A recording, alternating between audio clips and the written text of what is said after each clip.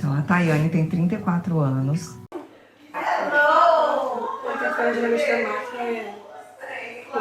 Tem 2 filhas, um marido. E ele totalmente leigo no assunto. Ele totalmente leigo no assunto. Então eu falei assim, olha, sou uma bomba relógio. Vou falar assim de um jeito bem fácil pra você entender. É nutricionista e ela convive com esclerose múltipla. Em junho do ano passado, eu tive neuromielite óptica, que eu perdi a visão do olho esquerdo por completo. É uma doença crônica. Agora eu já nem sei mais se a gente tem que falar doença, patologia, como que é a terminologia, pensando na discriminação e tudo mais, como que fala? Exatamente. Então, na verdade, eu falo tudo tem CID, é doença. É uma doença crônica. O grande problema da esclerose múltipla é a confusão do nome, né? A etiologia do nome. Porque esclerose múltipla, quem é leigo já puxa pro esclerosado e acha que é aquele quadro demencial, que uma coisa tem a ver com a outra. Um dos maiores medos é que a doença vai constantemente piorar, vai interferir na qualidade de vida. Tem muito mito, né? Exatamente o que você falou. As pessoas ficam pensando lá na esclerose. Ela é esclerosada. Ela vai ter um quadro demencial. Ela vai ter alteração de cognitivo. E você já sentiu isso? Alguma pessoa te tratando meio como se você tivesse uma dificuldade cognitiva? Sim, as pessoas, a princípio, normalmente pessoas que não me conhecem, né? Não convivem comigo. E quando a gente comenta, fala sobre a patologia, a pessoa cria a primeira pergunta é assim: você vai ficar igual a Cláudia Rodrigues? Que é a comediante. Exatamente, porque ela teve uma progressão importante. A gente sabe que no caso dela, pelo menos os médicos comentam, inclusive, que ela teve um tratamento tardio. Ela se negou muito tempo, né, a fazer o tratamento para a patologia, então ela teve sequelas que ela não deveria ter tido. E ela agravou muito, né? Então, como é uma pessoa que está em evidência, realmente as pessoas logo pensam nessa pessoa como referência, né? E perguntam, você vai ficar igual a ela? E o que você responde? Que não.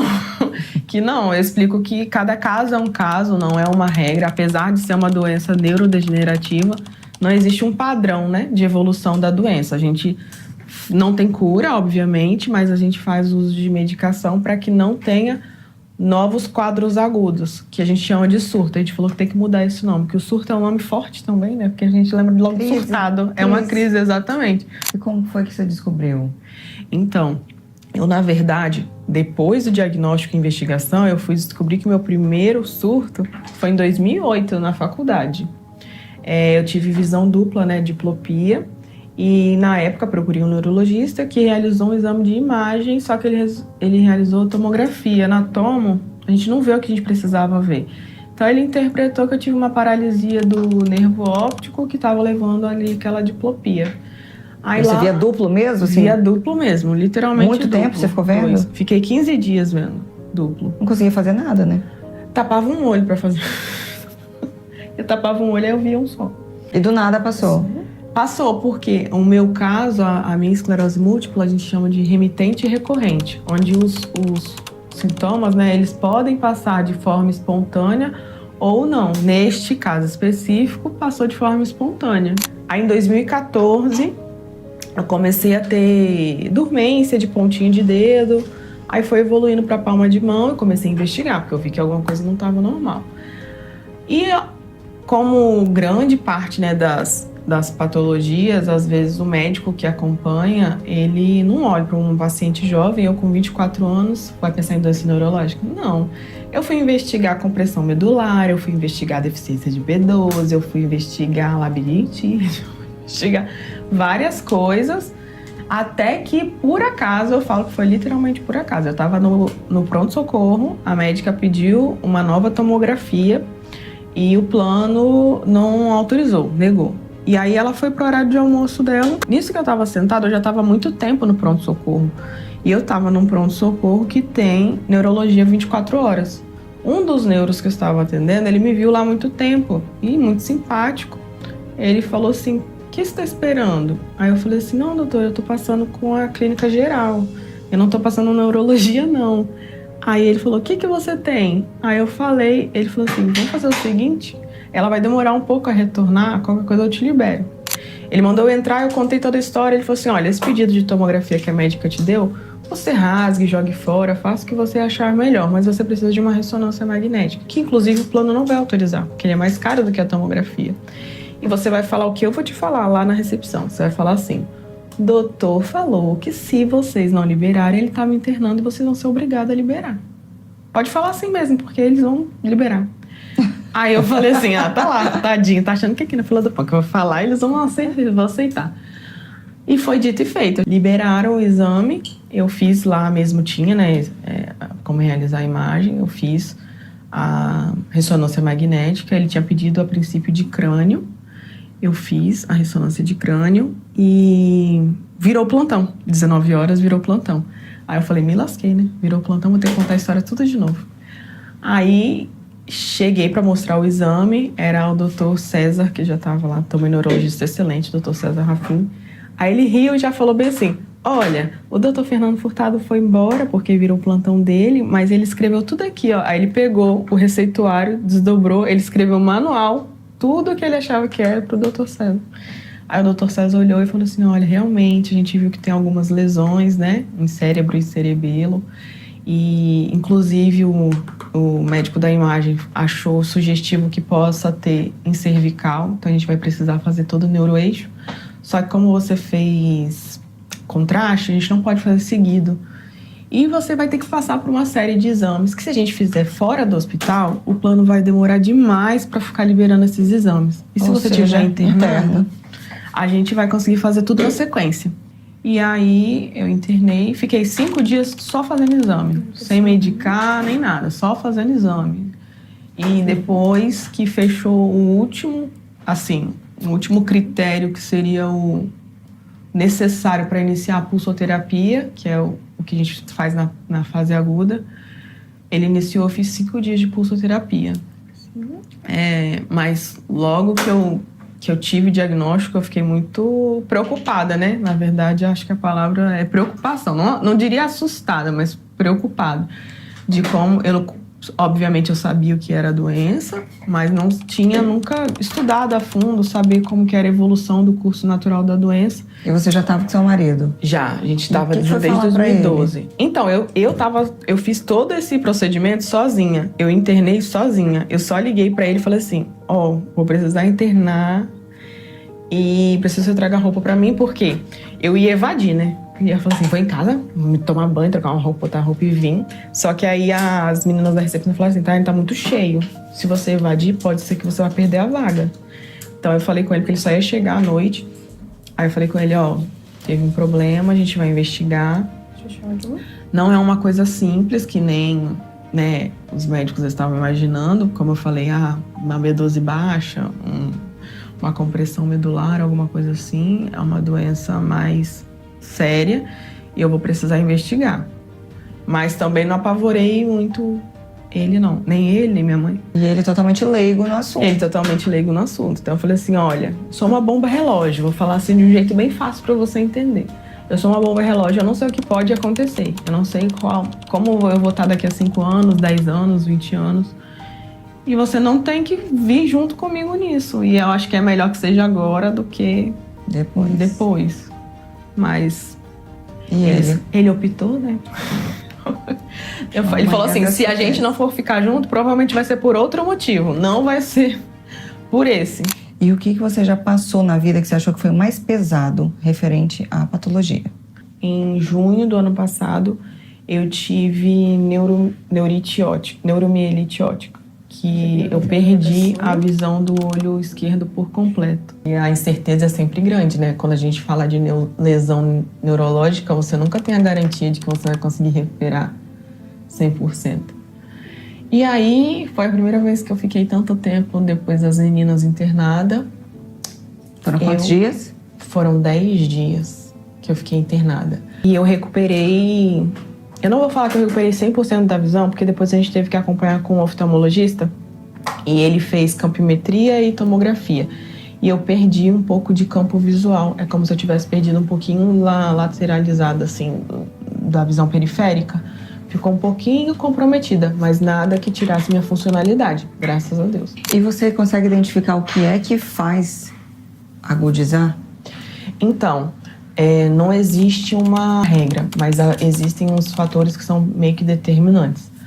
Assim como acho que a maioria das doenças autoimunes, que é o caso da esclerose múltipla, o estresse, picos de estresse, eventos adversos, eles acabam exacerbando esses sintomas, que a princípio pode ser só uma exacerbação de sintomas, mas pode ter uma progressão. Uma lesão pode ficar ativa novamente, né, que a gente fala. E você tem contato com outros portadores? Hoje a gente está com um grupo com mais ou menos 100, 110 pacientes, que são aqui do estado. Tem pacientes que fazem tratamento só no sistema do SUS ou no particular. A gente convida a todos. Fez um Instagram também voltado para isso.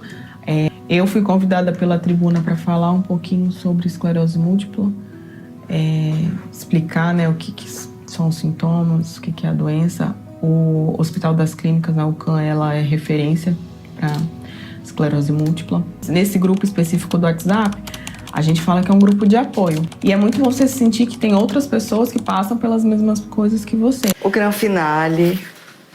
Ai, gente, que delícia. Bota seu pezinho aqui.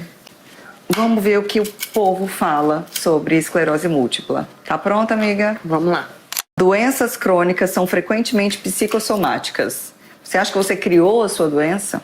Não, acho que não seria nem possível, inclusive, pelo menos não essa patologia específica que é a esclerose múltipla. Acho que eu não conseguiria criar ela. São sintomas que eles são identificados, né, por exames, são sintomas que mudam a fisiologia do corpo, que eu não conseguiria alcançar só mesmo pela força do meu pensamento, né? Mas você já ouviu isso? Ah, isso é emocional. Sim. Você está sentindo emocional. Inclusive, a gente tem muitos relatos, né? Como você me perguntou se eu tenho contato com outros pacientes, eu tenho colegas, né? Amigas que viraram amigas, que quando estavam investigando, o médico que atendeu falou: isso daí foi falta de coça na infância, isso daí é corpo mole, isso daí é falta de Deus, é falta de oração. E é muito triste, né, a gente saber que, não só com a esclerose múltipla, às vezes a gente vê também pacientes com quadros depressivos que tem que escutar esse tipo de coisa, que em vez de você estar buscando ajuda, querendo sanar um problema, né, achar ali o que está te causando, o que está te tirando do prumo, e tem que escutar esse tipo de coisa realmente muito, muito triste. Não vindo só da equipe, de quem é leigo, né? Vindo de um médico, que é uma pessoa que você busca ali o auxílio, é muito complicado. E a esclerose múltipla, ela pode ter sintomas muito vagos no início, né? Sim, ela tem um leque muito amplo de possibilidades. São sintomas que podem ser confundidos com outras patologias, então isso torna o diagnóstico mais difícil ainda. O impacto emocional de uma patologia crônica é muitas vezes mais debilitante que a própria patologia. Acho que com certeza, acho que isso é unânime, né? A gente fica na incerteza de saber como vai ser a evolução, como vai ser o curso da doença, como que vai ser nosso futuro dali para frente, tanto no meio pessoal, profissional, com a família, enfim. Como que a gente vai se relacionar com isso, com a patologia, né? E como que a gente vai lidar com isso, o que a gente vai precisar mudar. Então é muito difícil mesmo você entender e você aceitar aquilo, afinal você não nasceu com a doença e passa a ter ela. E normalmente, no caso da esclerose múltipla, acomete muito mais mulheres e mulheres em idade jovem. Então não é uma doença que chega no fim da vida, ou que você fez algo para que ela acontecesse, né? Eu tô pré-diabética, eu tenho que cuidar da minha alimentação para ficar tudo ok. Não tem alguma coisa que possa ser feita que vai impedir. Obviamente tem aí a melhora da alimentação, atividade física, que a gente sabe que são importantes para a gente melhorar o quadro. Mas não tinha nada prévio que a gente pudesse ter feito para prevenir, né, a esclerose múltipla. Você conhece alguém que foi abandonada pelo parceiro ou parceira? Então, das pessoas que eu, né, sou próxima, muitas, eu tenho no grupo mesmo, a gente tem alguns relatos de algumas pessoas que foram, né, houve a separação.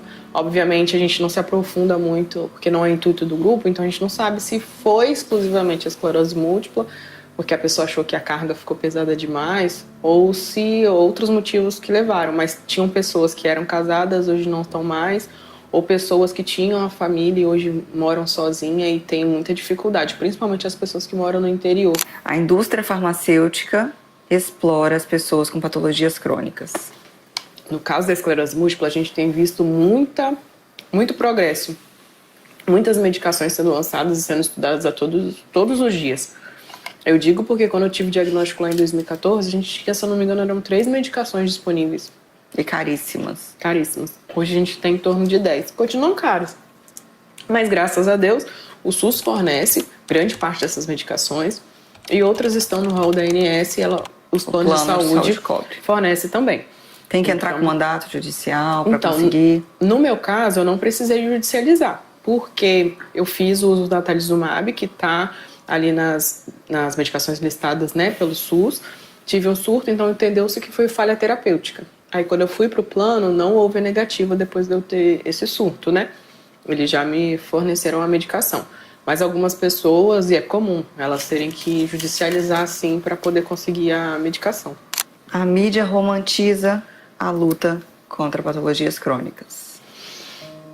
Vou falar no caso também específico da esclerose múltipla.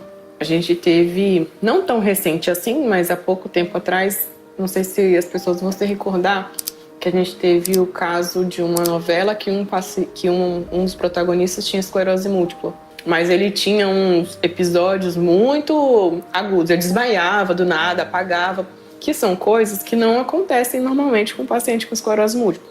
Então foi criada uma história ali, eu acho, para o personagem, para dar um engajamento, para a patologia, que realmente não acontece. Pacientes crônicos usam sua condição como desculpa para não assumir responsabilidades.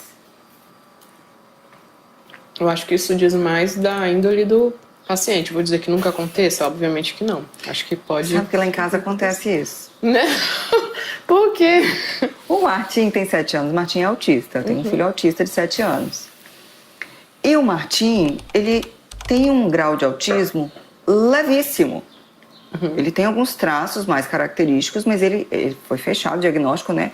Mas são coisas leves, sabe? Uma inflexibilidade, uma rigidez de comportamento, uma dificuldade de socialização, uma fala mais monótona, um olhar mais vago e muito metódico, enfim. Mas ele começou a ver vantagem em ser autista, porque a gente foi muito claro com ele. Olha, você é autista, seu cérebro funciona diferente do que das pessoas normais. E aí ele começou a perceber que era vantagem ser autista. Por exemplo, no parque de diversões, ele tinha um crachazinho que ele passava na frente de todo mundo, né? Porque se ficar mais de 15 minutos na fila, dá um tilt ali, não consegue, aí é perigoso descompensar. E o parque já é um prato cheio também, né? Aí na escola, não quero fazer essa atividade. Aí tira ele da sala para ele fazer uma atividade onde ele goste, Entendi. né? E ele começou a eu sou autista. Não, porque eu sou autista. Porque eu sou autista. Aí eu tive que pegar pesado com ele. Entendi. De falar, meu filho, vem cá. Seu autismo é um autismo leve. Existem graus. Mostrei para ele alguns graus onde a pessoa não fala, a pessoa não interage, a pessoa tem uma limitação muito grande. E falei, você é uma criança normal, seu cérebro funciona levemente diferente. Você é capaz de fazer tudo, qualquer coisa. E aí a gente ia pra fila de sorvete. Ai, mãe, acho que eu vou passar na minha fila. Aproveitar, né? Pra que eu vou perder meu tempo aqui, né? O diagnóstico de uma patologia crônica muitas vezes é feito precipitadamente. Acho que não, né? Acho que é o inverso. A gente leva muito tempo para fechar o diagnóstico. Eu comecei a investigar em novembro, meu diagnóstico fechou mesmo em março. O tratamento para patologias crônicas é excessivamente dependente de medicamentos. Não todos, né? A esclerose múltipla, no caso, ela é dependente de medicação. O paciente não pode ficar sem o tratamento medicamentoso. Apesar de que a gente tem aquele caso, como eu já fiz uso mesmo, e tem alguns pacientes que fazem exclusivamente protocolo Coimbra, que é protocolo com vitamina D, e não fazem uso de fármaco, né? Porque a vitamina D é uma vitamina. Mas, no geral, todo mundo faz uso. Essa eu acho que é a única bomba mesmo que tem aqui. Pessoas com patologias crônicas deveriam evitar ter filhos. Então, essa é uma pergunta que realmente mexe muito com a gente, principalmente para nós mulheres, né? gestar, eu acho que ser mãe, né, é um desejo da maioria das mulheres. E quando você vem com um diagnóstico que impossibilita isso, é muito pesado. Na maioria das vezes, todas as mulheres, né, a maioria quer ser mãe. No meu caso especificamente, logo assim que eu tive diagnóstico, eu acho que foi o único questionamento que eu fiz para minha neurologista na época só quer saber uma coisa, eu vou poder ter filhos? Na época eu não tinha filhos, né? Tava com 24 anos, eu tive a minha primeira filha aos 26. Mas ela falou, Tayane, a gente só precisa controlar bem, né, a doença e vai ficar tudo bem. Mas quando eu passei por perícia médica no INSS, a perita usou isso como se fosse um critério, inclusive para me negar o afastamento, né? Porque eu estava no hospital, eu não podia ficar lá. O médico do trabalho tinha me dado inapta para retorno ao trabalho, o perito falou que eu estava apta ao retorno ao trabalho. E aí ela falou assim, mas você não teve filhos? Você não escolheu ter filhos? Se você escolheu ter filhos é porque você se sente apta para poder trabalhar, cuidar dele, então você tem que fazer isso. Ou você não tem que se afastar. E assim, na hora eu ouvi aquilo e eu fiquei meio que sem reação com a fala dela. Primeiro por ser uma mulher falando comigo. Segundo que ainda que ela não concordasse, eu acho que ela não deveria ter exposto dessa forma. Mas a maioria das pessoas enxerga que a pessoa que tem uma doença crônica ou tem uma doença importante, né, não deveria ter filhos, seja porque tem medo acha, né, que a pessoa não vai ter capacidade de cuidar daquele ser, seja porque acha que a gente pode estar colocando em risco, ou acha que tem uma carga de hereditariedade e a gente vai estar expondo, né, essa criança ao risco de ter a mesma doença que a gente. Então é bem complicado. Você tem medo das meninas? Tenho. Serem diagnosticadas lá na frente? Tenho, porque não existe um critério que diga que tem uma carga hereditária. Só que os estudos já mostram que existe uma redução da chance, né? Porque é uma doença rara. É um caso a cada 40 mil pessoas. Mas quando é entre os, né, pai e filho, isso reduz. Continua sendo a chance mínima, mas a chance reduz comparado com a população normal. Então a gente já faz os acompanhamentos, né? A gente fica cuidando e cada um leva de um jeito. Eu costumo dizer que os meus amigos mais próximos falam assim, nossa, Tânia, você é sempre tão alegre, sempre tão falante, tão feliz. Por que com você? Eu falo assim, não, mas por que não eu? Da mesma forma que é ruim para mim, seria ruim para todas as outras pessoas. É ruim para todas as outras pessoas. E talvez eu encare de uma forma e leve mais fácil do que uma outra pessoa levaria. Obviamente eu me preocupo, mas eu falo que, assim como a maioria, a gente tem esclerose múltipla, mas a gente não pode deixar ela ter a gente, né? Então a gente vai seguindo. Hoje, conversamos com a Tayane. Ela trouxe vários assuntos referentes à esclerose múltipla, mitos, verdades, a experiência dela e como essa patologia pode afetar a vida da pessoa, positivamente ou negativamente, porque tu tem um lado positivo também, né, Tayane? Sim mesmo. Nem que seja o aprendizado que a gente vai levando, né, a oportunidade que a gente tem de falar com outras pessoas, mostrar que ninguém tá sozinho, que tem outras pessoas igual a você e a gente pode se ajudar e a gente vai acompanhando as evoluções da medicina e da ciência também, que graças a Deus ela segue evoluindo e é ótimo pra gente poder compartilhar esse tipo de informação. Beijo, beijo.